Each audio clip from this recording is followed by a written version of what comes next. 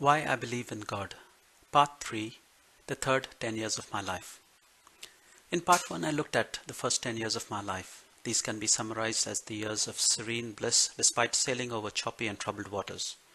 In Part 2, I looked at the second 10 years of my life. These can be summarized as the years wherein I made three key decisions at the ages of 11, 12, and 17 that gave me a strong foundation that would shape my future life. In Part 3, I will look at the third 10 years of my life.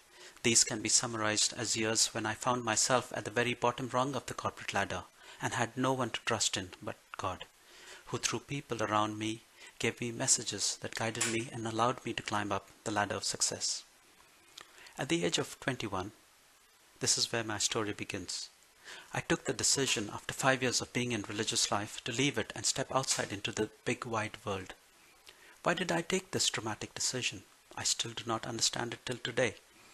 After giving it much thought, the only explanation I can give is that the divine weaver was weaving a pattern and wanted to give me a taste of both sides of the coin, the religious life and the secular life.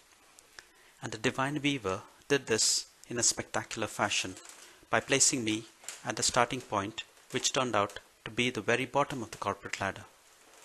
I guess it was to prove that no matter what the situation, God's ways are not man's ways, and God does things in His own time. I repeat, I guess all this happened in my life in order to prove that God's ways are not man's ways, and God does things in His own time. Let me begin my story. When I left religious life at the age of 21 and went back to my home, the change in lifestyle was dramatic. My house comprised of just 2 rooms. I remember saying to my mother, how am I going to live in such a tiny place? The 2 rooms were all we had. We lived, ate, slept, cooked, and stored our things in these 2 rooms. We had to use a communal toilet, and water had to be carried home in buckets or using a garden hose pipe from a single communal tap. It was a normal thing in those days to have no heating or hot water. The only electrical gadgets we had were 2 tube lights, a ceiling fan, and an electric iron. We had no clock or watch to tell the time, but my mother devised a clever way to know the time. She would keep her ear open for the sound of the 7 a.m. news coming over the radio that would be blaring out from the neighboring houses.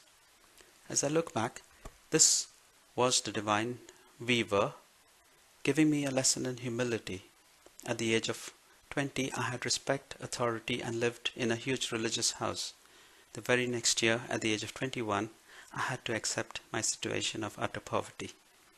My dad had passed away 2 years earlier when I was 19, and my mother made ends meet by taking on odd jobs for the neighbors, like giving their kids after-school lessons, stitching buttons on clothes for a small-scale tailor, or just being very frugal in the spending of money.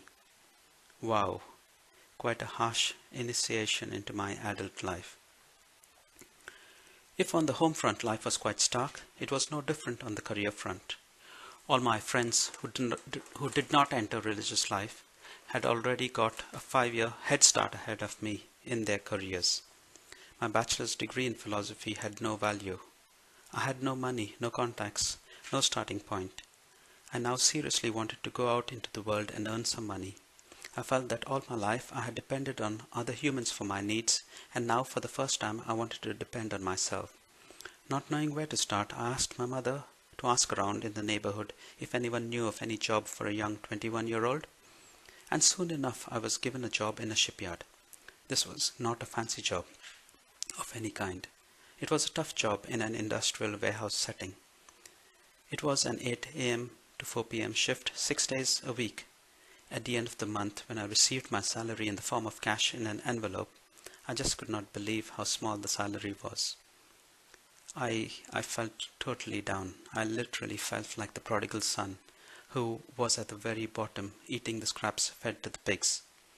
I did not know it then, but now when I look back, I can see that it was the divine weaver at work again, and it was him creating a dramatic backdrop that was stark and bleak in order to contrast against it all the wonderful things that would happen to me over the next 10 years. Another thing that I did not know at that time was that God began speaking messages to me, not directly, but through people around me. It was certain messages from people that struck a chord deep within me and prompted me to act. In all, I think I received 7 messages. I'll go through each of them right now. Message 1. The first of these messages came from a work colleague. He was about my age and was working with me at the shipyard. And he said to me, "You are different to the rest of us. You speak fluent English and you have a graduate degree. What are you doing working in a shipyard? Surely you are destined for better things." This message was so powerful that the very next Sunday I decided to visit someone who I knew had helped others get overseas jobs that paid well. But when I reached the place, I just could not ring the doorbell. I paced up and down, but something within me prevented me from ringing the doorbell. This was so strange. I was desperate. I needed help. I did not know what to do. I decided to walk 30 minutes to another place where I knew someone. It was during this 30-minute walk that something dramatic and unpleasant happened. Coming across from the opposite direction was a student whom I had taught the previous year. He and his family were approaching. I tried to cross the road. I tried to hide, but there was no place to hide. I had to exchange greetings and had to confront the fact that I was no longer in the position of power, respect and authority that I held the previous year, and that the job I held now was a menial one in a shipyard. This was a blow. I was struck down and blinded, just like Saul on the road to Damascus. All my pride was stripped off away and taken away from me.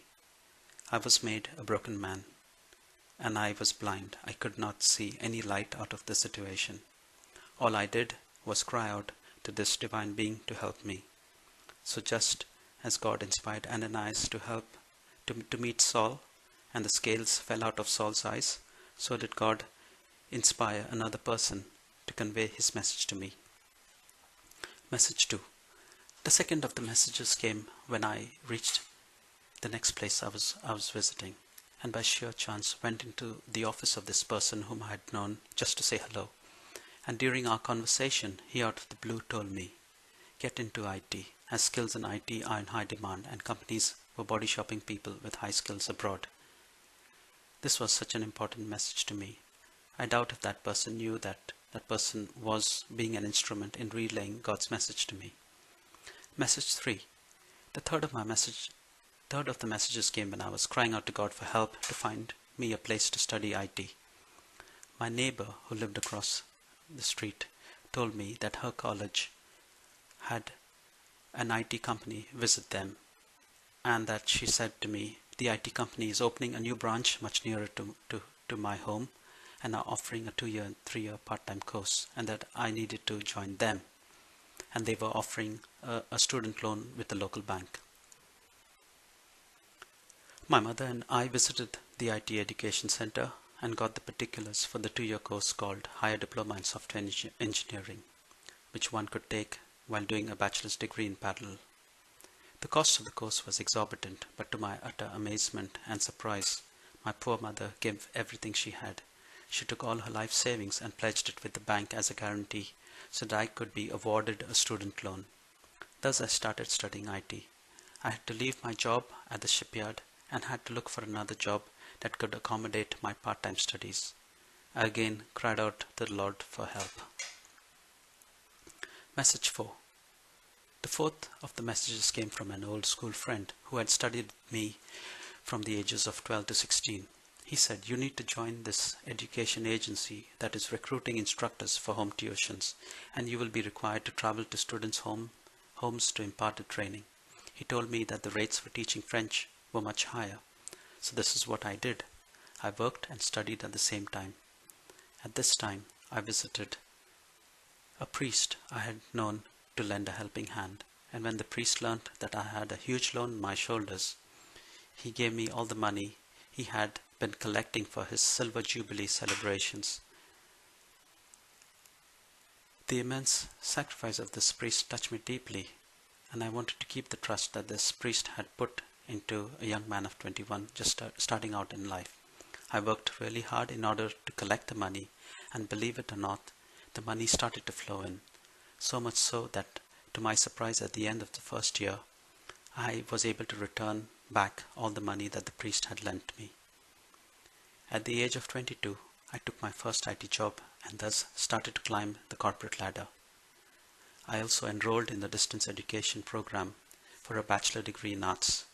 From then on, I changed jobs on a yearly basis, each time securing jobs that paid higher than the previous one.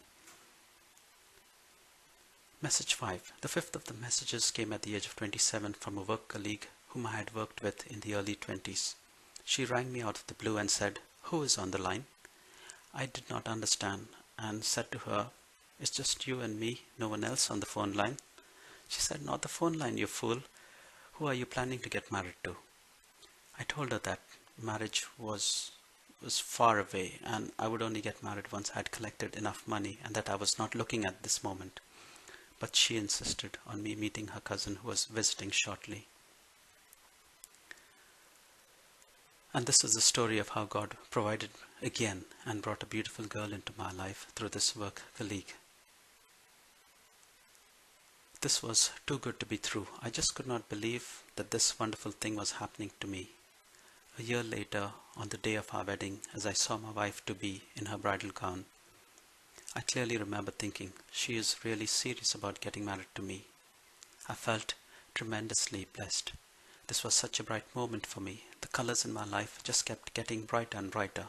It was in such stark contrast to the darkness and despair that I found myself in at the age of 21. And just like an artist creates a dark backdrop, this divine artist had created a dark backdrop in my life so that in contrast to it, my present life would stand out all the more. And so that I and all who hear my story can give glory to God. Message 6. The sixth of the messages came within a few months of me getting married. I was 28 at the time and was on my way to work. While waiting at the bus stop, I bumped into a colleague who insisted, "My company is recruiting for overseas IT jobs and I feel that you should come for the interview." I protested, saying that I was newly married and my first child was on the way, but he insisted and arranged the interview anyway. I attended the interview and within a few months, I started a new job in England. My wife joined me 2 months later, and 5 months later, at the age of 29, I became the father to a little boy. Along with the joy came grief of my mother's passing away at the end of the year. Life in England was totally different. Something within us prompted us to collect for a deposit to put down in order to buy our own new house. Message 7. The last of the messages came at the age of 30. We had, over the last 2 years, collected a sizable deposit and were looking for a house. Many of my friends chose not to stretch too much and just bought 2-bedroom flats. However, a kind lady at work, for some unknown reason, told me this as though she were telling it to her own son. She said, "You must buy a 3-bedroom house, nothing smaller." I did not know what to make of this. So I began looking for nothing less than a 3-bedroom house. All my friends thought I was crazy to stretch so much and take so much risk.